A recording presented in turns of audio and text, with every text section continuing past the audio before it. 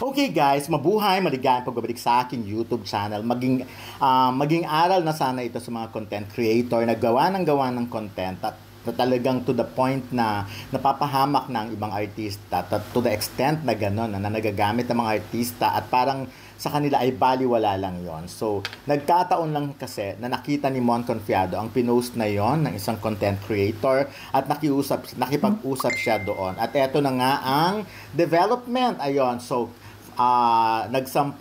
nagpunta na sa NBI Cybercrime si Mon Confiado at nireklamo na nga ang isang content creator na naggangalang Jeff Rowie Bonilla Jacinto alias Iliad or Iliad. So anyways, eto nga ang kanyang mensahe.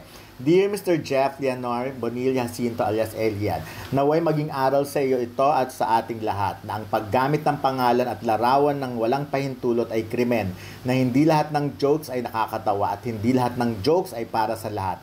Dapat sana ang joke ay nakakapagpasaya at hindi nakakasira ng tao. Mr. Jeff Jacinto alias Iliad, ako ay isang tahimik na tao, never na nasangkot sa kahit isa o anumang manggulo sa buong buhay ko. Wala ako ni isang kaaway o nakaaway man lang. Ako ay tahimik na nagtatrabaho lamang bilang aktor, at bilang aktor, ang aking pangalan ay aking pinagkakaingat-ingatan dahil ito ang aking puhunan para ako'y makakuha ng trabaho. Ngunit ako ay nagulat dahil biglang direktang ginamit mo ang aking pangalan at larawan ng walang pasintabi sa isang joke na tinatawag ninyong copy pasta. Ang problema kahit ito ay isang joke or meme lamang, hindi pamilyar ang lahat ng tao dito. At ito ay pinost mo sa Facebook.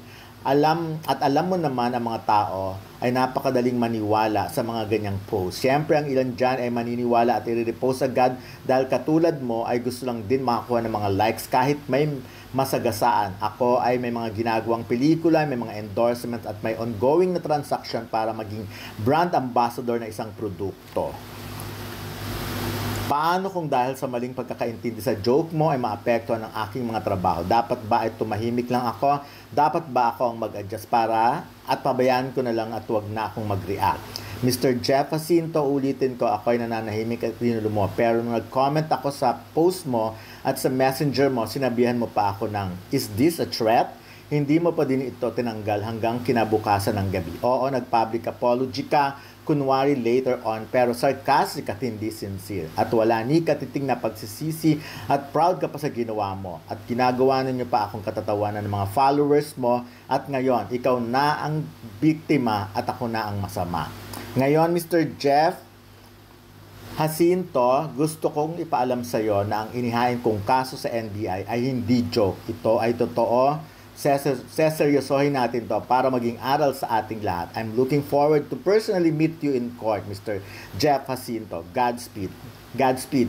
Lubos na gumagalang, Mon Confiado. Ayan, so nakita nyo na ang repercussion sa mga ganyang eksena, yung pag talagang hindi pinag-iisipan. Di ba lagi nang sinasabi, think before you click, mali pa. Think before you click. Kasi bago ka gumawa ng content, pag-isipan mo ng 100 times kung may masasagasaan ka ba, may masisira ka bang tao. And this time, yun na nga nagkataon talaga na isang tahimik nga na katulad ni Mon Confiado. To be honest kay Mon, matagal ko na rin siyang kilala at wala siyang kinasangkutan ng mga ganyan. Siguro, kung meron man, baka tungkol lang sa love life niya with Ines Veneracion, more or less yung ganun mga issue. Pero yung basag ulo, wala eh. Si Mon kasi ay dedicated na sa pagiging aktor niya. At ngayon lang ako nakakita ng kakaiba ang proseso niya sa paggawa ng character.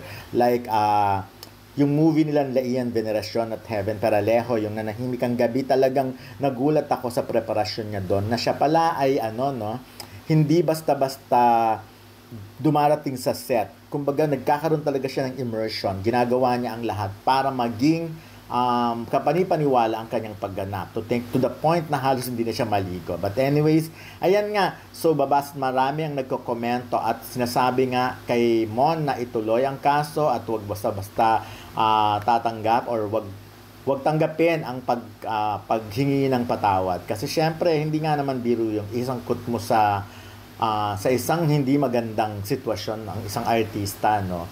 So, nakakalungkot lang no, na sa panahon ng social media, ang dami-daming mga tao na umaabot sa ganung point na nagtataka ako kung bakit kailangan gumawa ng content na ikasisira. Ako, sa to be honest, ang dami-dami kong alam sa mga artista pero hindi ko gagawin content yun para ma-down sila. As much as possible, hanggat maaari,